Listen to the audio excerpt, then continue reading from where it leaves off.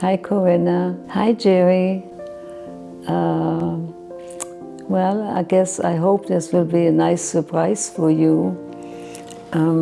Dan is recording this, and it's just mostly to tell you how much I love you too. You've been such a joy in my life. In my heart, you're both absolutely wonderful, and you're both incredibly loved. I love you both equally, and that is always how it has been, and that is how it will be until I close my eyes. I love you.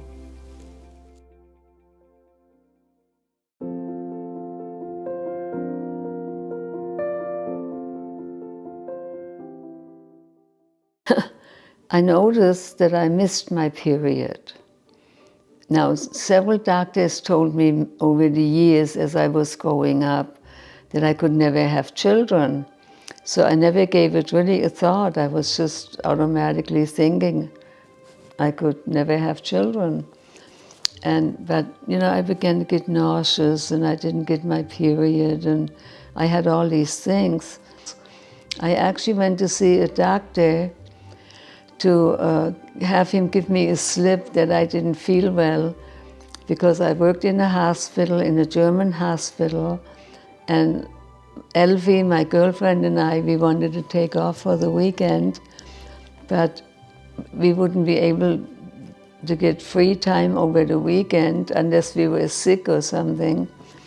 So I thought the doctor would give me a slip that I don't feel well and that I need to rest.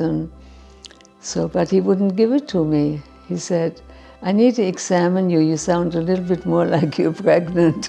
I said, I'm not pregnant. I can't have any children. He said, well, let's just do it, and this way we know for sure. He examined me, and he said, how many children do you have? I said, I don't have any. And I said, so many doctors told me I could not have children. And so the doctor said to me, so what if you were to be pregnant? How would you feel about that? I said, my gosh, first of all, I'd probably be stunned and go, what? That can't be. And then don't give me any hope or anything, and then it's a letdown. I don't know how I would react. He said, well, let me tell you, you are pregnant, about 6 or 8 weeks. And I said, really? And he said, yes, really. He kind of imitated me. And I left the office, and I kept rubbing my tummy, and I was just really excited, surprised, happy, scared, all that kind of stuff. When I told my mom, I went home and I said, Mom, you will never believe it, but I'm expecting a baby. And she said, what? I said, yeah, I'm pregnant. She said, oh my gosh. And she came over and she hugged and kissed me, and she just really had a wonderful, wonderful time. Corrina was born in Wiesbaden, and I was in nursing school in Mannheim, Germany. I was the happiest ever when Corrina was born. And I still remember lying on that table, and Corrina came out, and they put that little baby ball laying next to me, and I saw her little legs kick and looking around, and I could tell that she had not 100%, but it looked to me like she had brown eyes. And sure enough, she did have brown eyes. And it's, I have to tell you, it's instant love. If anything would have happened to her right then and there, I don't think I could have handled it. But it's instant love.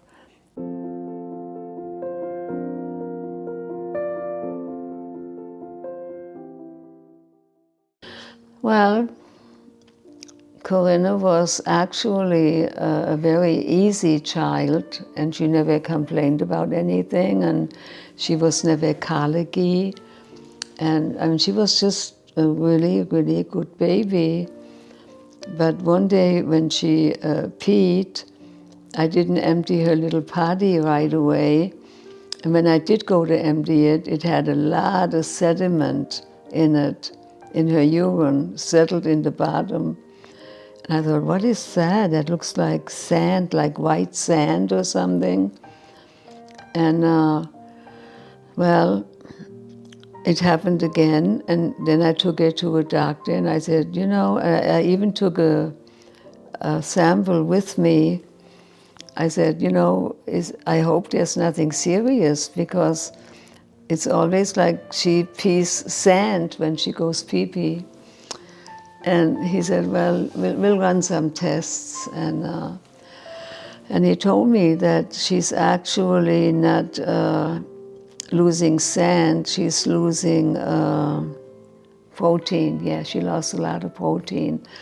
And that's why her urine was also, it looked like thin coffee, a little bit dark. And so they ran more tests, and he, you know, that's when he told me that he's really, really, really sorry to tell me, but he thinks that she has nephritis. And I don't think there was a cure for nephritis.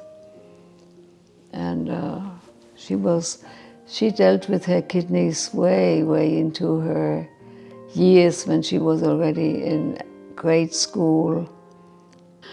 But then when her kidney disease, nephritis, they called it nephrosis. At that time, they didn't call it nephritis. I guess nephrosis is just something that eventually goes away, but nephritis means it's an inflammation, and that they don't know how to deal with. And so he said, just to be safe, we're going to put her on some prednisone, which was a steroid. I didn't understand anything about that stuff. I just went blindly along, trusting the doctors. And she was put on prednisone, and she started out with a certain amount. And towards the end, I ended up taking 16 prednisone, putting them in a soup spoon, added water, dissolved them, and gave them to her that way. And she was hospitalized in and out, and took a lot of tests. I collected her urine many, many times. It was always very high in protein, like 14 grams of protein in a 24-hour urine test. And I didn't understand it. I mean, I just repeat what they said was just way over the top. And I checked her during the night that she was breathing, and her appetite, they put her on prednisone, and her appetite became humongous. I mean, she could eat, and just never stop eating. And her eyes began to swell and swell, where she had just two tiny little holes open that she could see through. And supposedly that came from her kidneys. And she was sick for years. And I had her sleep with me towards a little bit later, when they just couldn't tell me that they had something that would make her better. From that time on, I had her sleep with me. And prednisone enhances your appetite. I didn't know that. You don't stop eating. And they did a biopsy, they sent it to Los Angeles, and it came back, and it was, what is the lining of the kidneys? There is a lining, and that's where the nephritis actually starts. And Dr. Cavelli, I don't know why I remember his name, but I do. He was Italian, and he had twins. They were the same age as Corrina.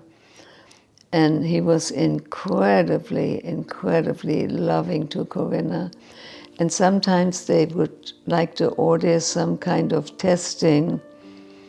And Dr. Cavelli said, I'm not going to allow it because they just take advantage of taking all those tests that in reality don't really have much to do with her kidneys. So I'm not going to allow them to do that to her. And that's when he told me that he had twin girls the same age as Corrina, and he's going to see Corrina like another little child of his while he's caring for her. They could never ever take her off her prednisone.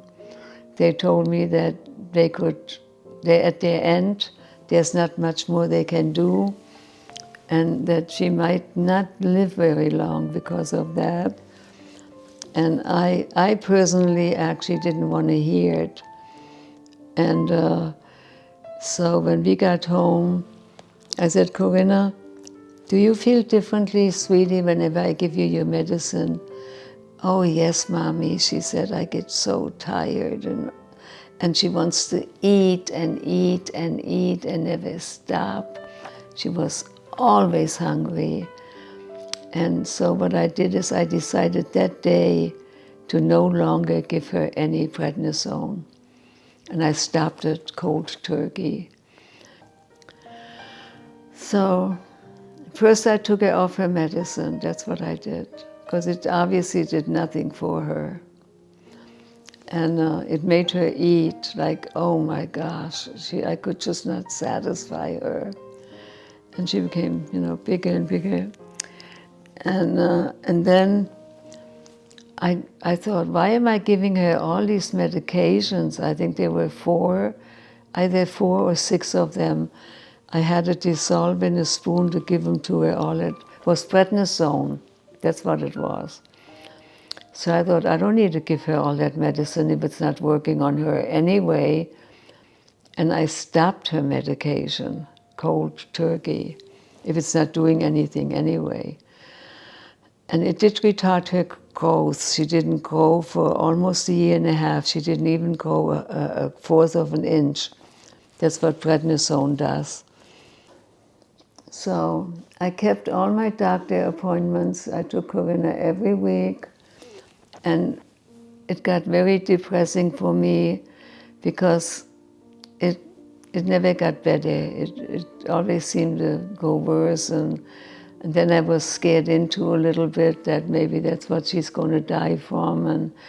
And I just decided to look around. So I was looking for alternatives. I didn't want to not do nothing. I wanted alternatives. And I talked to a friend, and I said, I'm tempted to take her to a chiropractor, but I heard the cracks. And he said, oh no, Sigrid, he said, I've been seeing a chiropractor, and he has made me feel really, really good. And he said, if I was you, what do you got to lose? Try it. So we hung up, and then I took out the yellow pages and went up and down all the chiropractors. And I closed my eyes and I stopped at a page. And that chiropractor was in New Monterey. So I took Corrina all the way out there to Monterey, and he took an x-ray of Corrina's back, and then he called me in the office, and he said, we might just have something. So her little vertebrae was, her spine was there, and there were 4 vertebrae, and 2 of them were slightly pinched this way, and 2 of them slightly this way. He said, let me adjust her and see what happened. So he adjusted her. My Corrina urinated and couldn't stop. I couldn't believe it. So I took her to the chiropractor every week to get adjusted.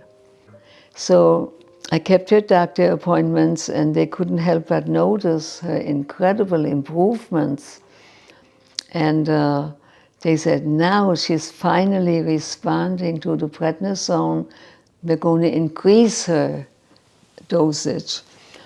And I said, Doctor, gosh, I don't even know how to tell you, but she hasn't been taking prednisone probably for 2 months.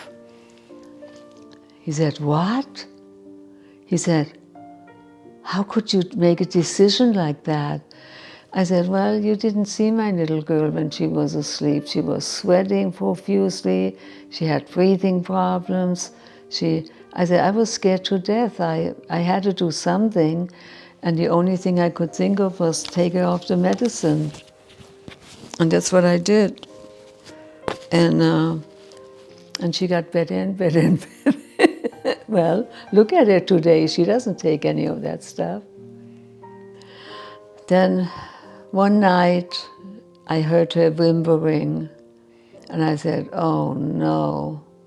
I went to her bedroom, turned the light on, and her face was swollen, like it's always been swollen.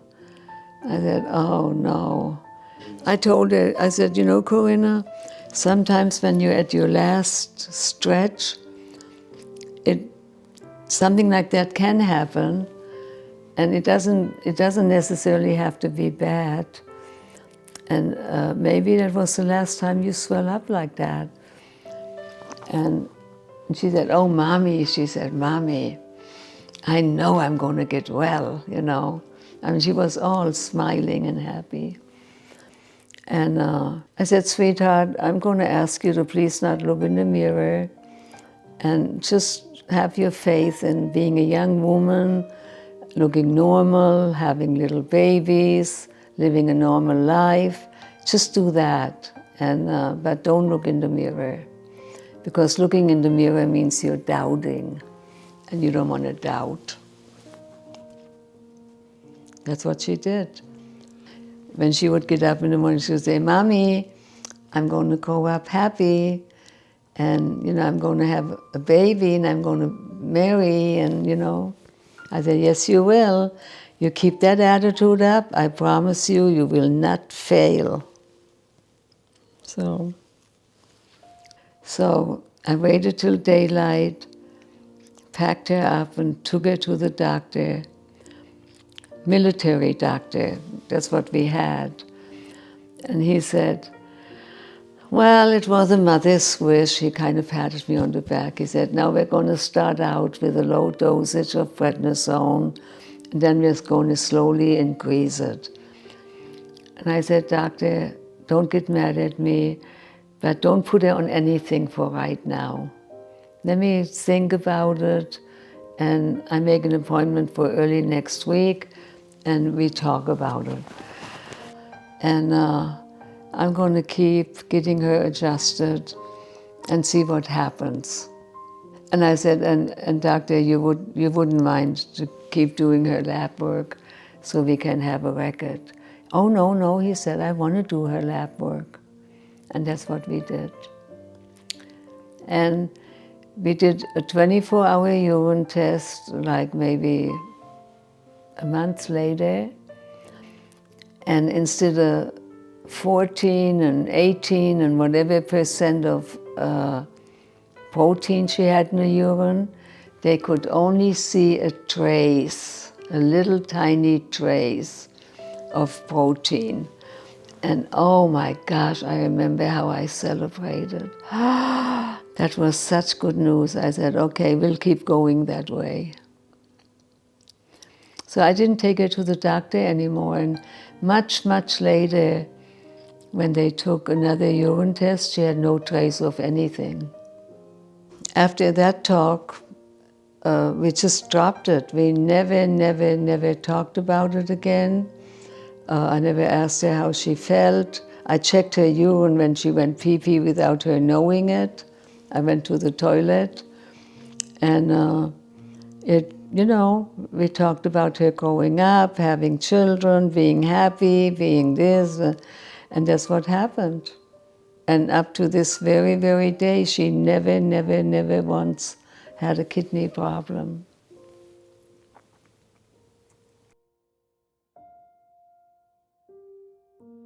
The chiropractor was Dr. Kehoe in Monterey, and he was so overjoyed that he didn't charge her for the adjustments. He said, "Boy, if I was that effective, it's my gift."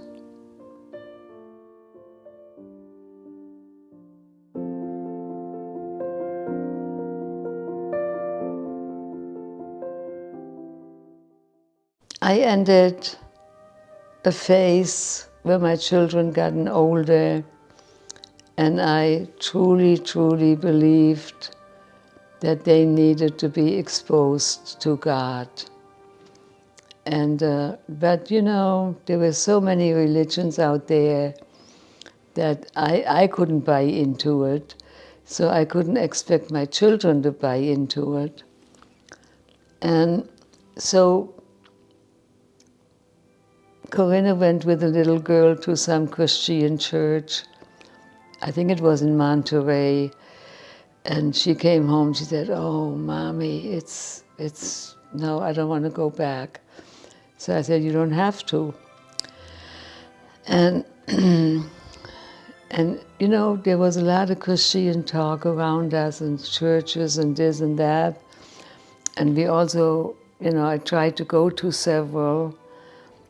And but my kids were just not with it. They were not with it.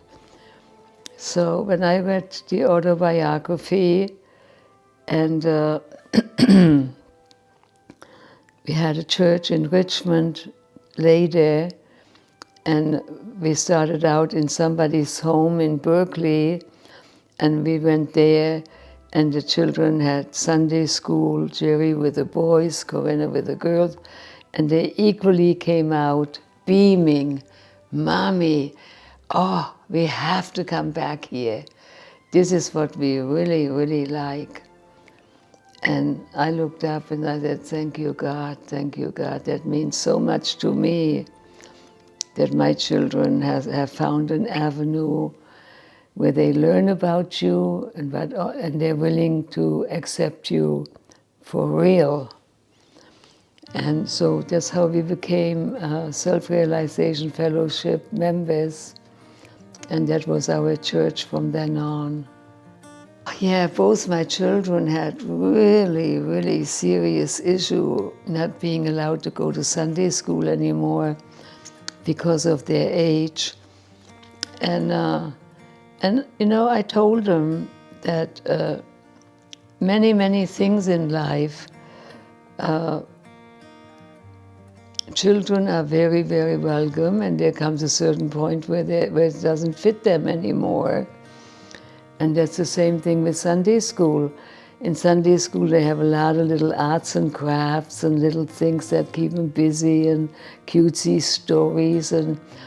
But when you get older and you actually attend services, it's a whole different ball game. It's a whole different level. And we all have to aspire to that.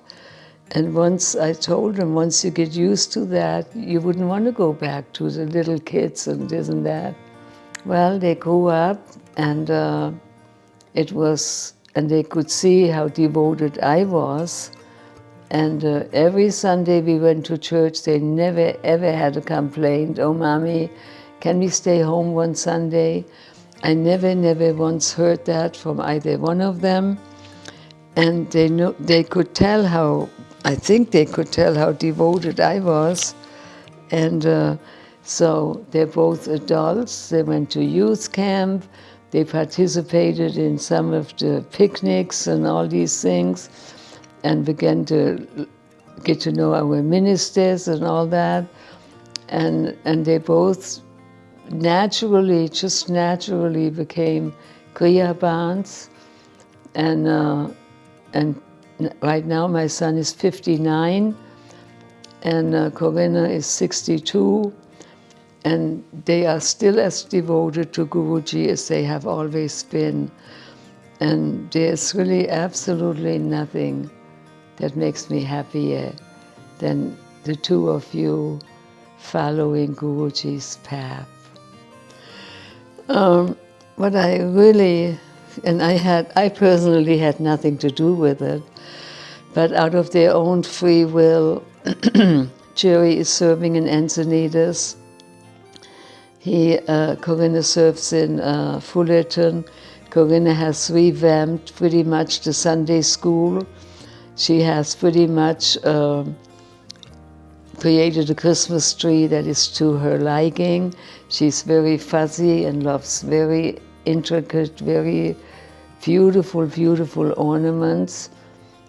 And so her mission has kind of been to do the Christmas tree every year. And they both, of course, became Kriya Barnes. And anyway, my kids are SRF people, and that gives me a lot of comfort. I just love it. There's absolutely nothing more gratifying and satisfying knowing that the children and I share our faith together. And we're loyal, we're committed. Master is our guru, and that's solid, and it has been solid since around 1970. And I am very, very happy about that. My children couldn't have done anything. They could have been cool, whatever, in universities, whatever, graduating, and that wouldn't have touched me as much as it's touched me for both my children having Kriya. They both are loyal to Guruji's teaching, and Corrina taught her children, and Jerry's wife is as committed to Guruji's path as Jerry is. And you know, I'm just very blessed that way. And my husband and I, we got married in SRF 38 years ago, and we still love Guruji now as we have always loved him. Both my children, Jerry and Corrina, spouses are Kriya Barnes, and they too embrace Master's teachings. And as far as I know, they are very, very loyal to what they chose to follow. But above all, your devotees, and that's what I treasure more than anything. Forgive me if you don't think that's fair or good enough, but you two being devotees and Kriya Barnes and serving Guruji, it's the absolute best. I love you.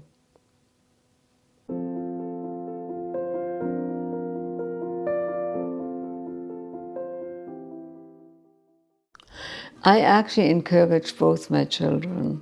I wanted them to think on how they can best live their lives, and I didn't want to burden them having to think that they would have 4 years of college and that kind of stuff, you know. I wanted them to think to what they would really like to do and see how they could attain it. But I did want them to have some kind of profession. Well, one day Corrina came home. I don't know where she was at Chabot College. And people from San Francisco came to Chabot College to try and sell a computer program that would last for 6 weeks or something for $2,000. And it would teach them the basic computer things where they could become a computer operator. And Corrina came home all excited. Mommy, she said, oh, today, and she told me how these people came from San Francisco, that they had that computer training to become a computer operator. and how she loved. She got an A in the pre-test. She did really well. And she would, oh, Mom, if I could just afford to go. That's exactly what I had in my savings, was $2,000. And I gave it to her, and she got the training, and she worked as a computer operator until she decided to go to junior college and become a LVN. The years passed very, very quickly, and Corrina became a nurse. She became a LVN. They moved to Vallejo, they bought a house. Jerry became a software engineer, and both children have done extremely much better than their mother. I worked in the cannery stacking boxes. They never had to do that. They had really professional jobs, and I'm very, very proud of them.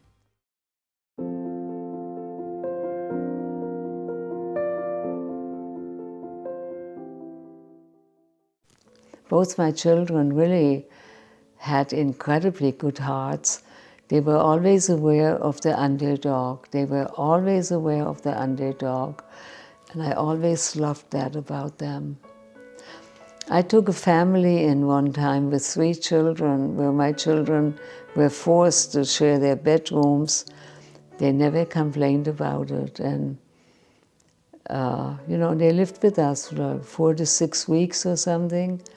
But my children never complained about that. They, you know, they accepted it, and they were okay with it. But they were also very, very happy when they got their rooms back, you know. Corrina even became a licensed LVN and did home health, helping a lot of people. I remember one Thanksgiving when we were at her house, and she lived in where she lives now, Claremont, and she was fixing, I don't remember how many plates. I said, what is that for? She said, oh, Mom, we have so many people that live by themselves, and today is Thanksgiving, and I want to bring them a Thanksgiving dinner. And I said, you know, sweetheart, that is so incredibly wonderful. I'm so happy you're doing that. Just to also mention how good-hearted Jerry could be, like Corrina. Both my children are very good-hearted, and I always treasure that about them. We were at Big Bear, and Jerry was with us. And there was a 14-year-old boy in the parking lot, and Jerry went over there and asked him, said, oh, hi, buddy, and you know, kind of how you make talk.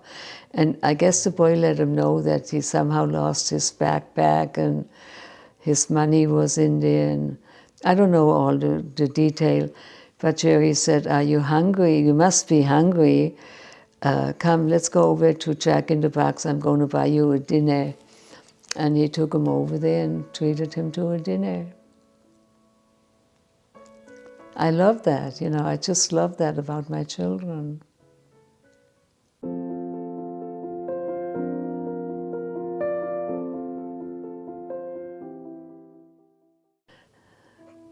My mom was, you know, 90% bedridden, and but Jerry and Corrina, they were a big help to me when it came to me having a little bit of free time. Every Saturday, one Saturday morning, Jerry came to me and said, Mom, I watch Oma for you. Why don't you go to Hermes and have some coffee with those Germans? And I said, oh no, because you don't know how to change Oma and stuff like that. He said, well, teach me. You know, I can do it if you teach me. And so I said, the most important thing is, Jerry, that you never put the diaper on her so hard that it pinches her skin, because that's, you know. So he never had to change her. I always came home very quickly where I could do it myself.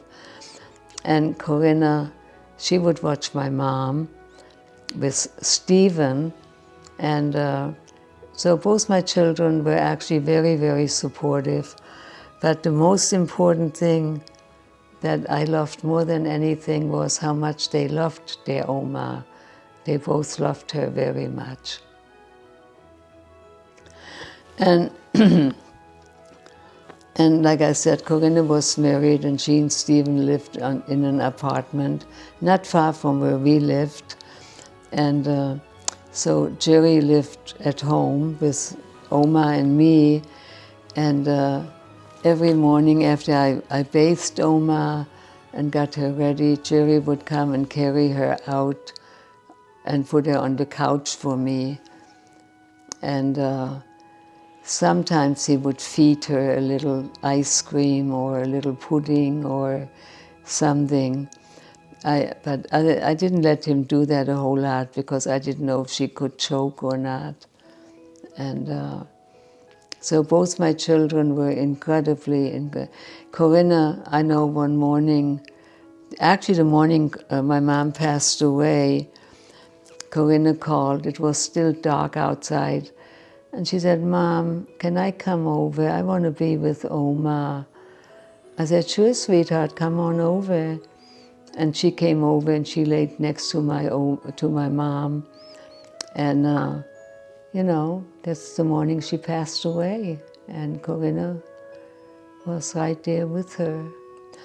Jerry came upstairs, I guess when he heard Corrina was there or something. He came upstairs and he was sitting by my mom's feet and he was rubbing her feet. He always rubbed her feet. And then Jerry and Dan came out from the garage, that where he had a bedroom.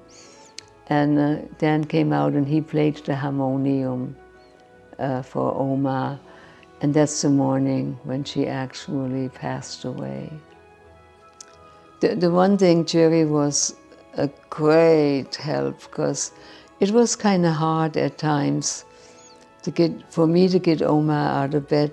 I would have to put her legs down and then would have to kind of pick her up and put her in a wheelchair.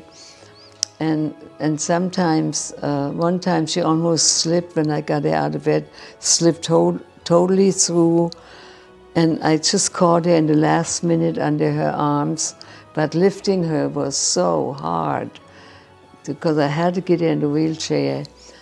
But Jerry, many, many times in the morning before he would leave, he would pick up Oma from bed and he would carry her and put her out on the couch. My kids were really very, very thoughtful.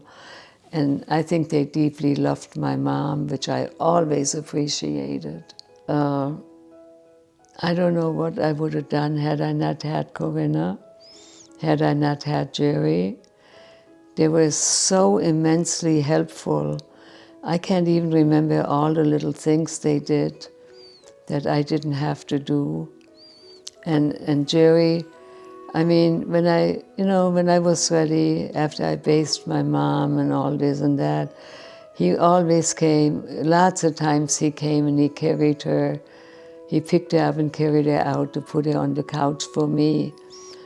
And Corrina came many, many times to lay with Oma and to kind of talk to her and visited her. And Oma, now, my mom wasn't quite as expressive with Jerry because we used to tease her a lot when she was still well. But Corrina had always been loving. But when Corrina would come, my mom would go, "Ah." But you know, Jerry lived in the house and she was used to Jerry.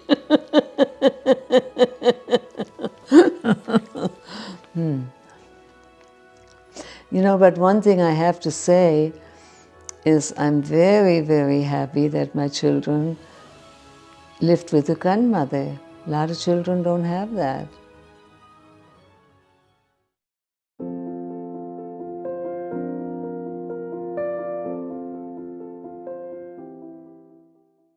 Corrina became a mother of two And I always admired her ability being a mother. She is very loving, very supportive, and I really, really love that about Corrina.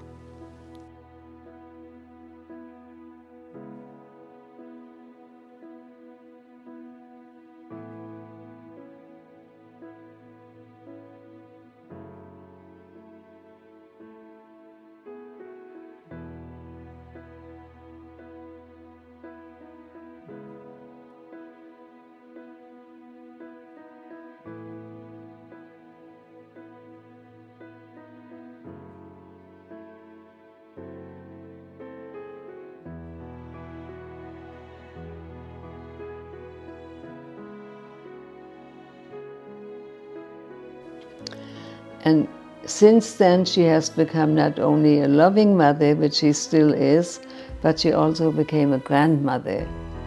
And I'm sure her grandkids love her.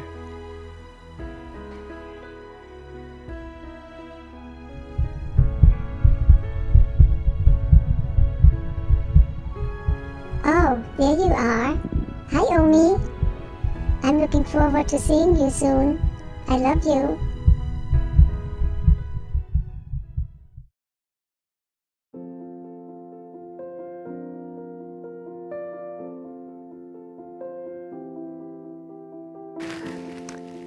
All families have some problems, and our family is no exception. And with all those ups and downs over the years, it has never, never affected my love for you. The only thing that as a mother I still like to see improve is a genuine love and friendship between Corrina and Jerry, brother and sister. And you never know in older age how you would need each other or anything. And that's beside the point, even if you never need each other. But I would still love to see a genuine brother and sister relationship. I was suffering with that a little bit, but I don't want to see the two of you suffer. God made it available to you that you are close by, you know each other, you can do things together, and I personally truly would love to see more of that. So you can both learn to reach out a little more, and and maybe before I close my eyes, I see a little bit of that. That would make me incredibly happy. I kiss you both, Corrina, Jerry, and I'm just your mom, I will always lecture for you two to get along with each other. Corrina, I'm just incredibly, incredibly pleased in my heart with both your kindness and goodness and your brother. And I mean, what you have done, giving people stuff, helping them in their households to make it look prettier, and your generosity to me, all the many really nice things you have given me. And you just have a good heart, and I will always, always love you for that. That's one thing you and Jerry both have. You have heart for people, and you have heart for your mom. And I want to thank you so much for that. I love you so, so much, Corrina, with my whole heart. And I couldn't have better children than what I have. And whatever goes on, whatever, but in my heart, you're both absolutely wonderful, and you're both incredibly loved. I love you both equally, and that is always how it has been, and that is how it will be until I close my eyes. Love you.